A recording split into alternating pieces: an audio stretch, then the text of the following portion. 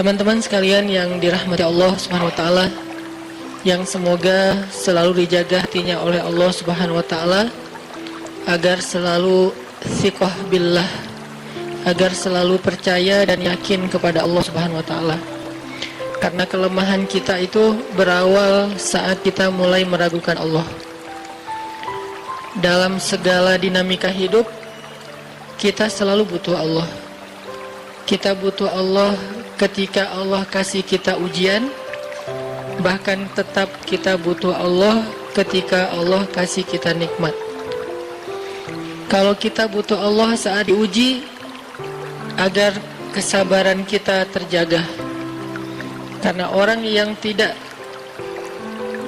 ditemani atau dibersamai oleh Allah Subhanahu wa taala ketika dia sedang diuji, maka dia akan mudah untuk berkeluh kesah, bahkan berputus asa.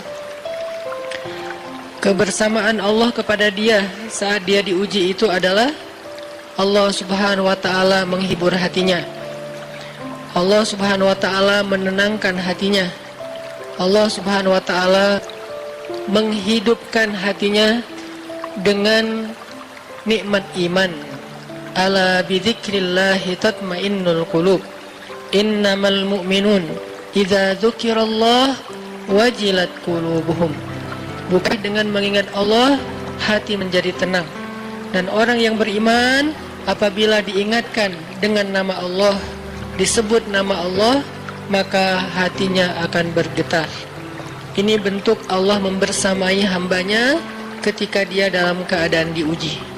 Allah menghiburnya dengan kalimat, alam yajidka yatiman fa'awa wa wajadaka dhallan fahada wa wajadaka ailan fa'aghna. Allah menghiburnya dengan kalimat, inna a'tainakal kautsar. Allah menghiburnya dengan kalimat, kalla saya'lamun summa kalla saya'lamun. Allah menghiburnya dengan kalimat, la tahzan innallaha ma'ana. Ini adalah ketika Allah membersamai seorang hamba saat dia dalam keadaan diuji. Allah membersamai hamba juga ketika dia dalam keadaan diberi nikmat. Karena tanpa itu, maka seseorang akan jatuh justru kepada dosa-dosa karena dia mendapatkan banyak kenikmatan hidup.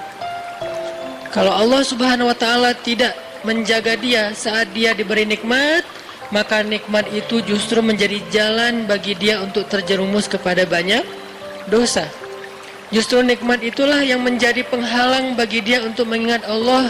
Karena dia sibuk menikmati hidupnya, akhirnya dia terhalang dari mengingat Allah tepat waktu.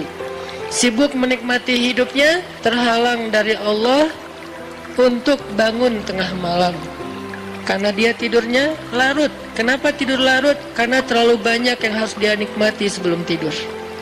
Dia bisa makan-makan, dia bisa jalan-jalan, dia bisa ngopi, dia bisa ketemu teman, dia bisa belanja. Bahkan dia nunggu midnight sale untuk bisa menghabiskan nikmat yang Allah kasih kepada dia.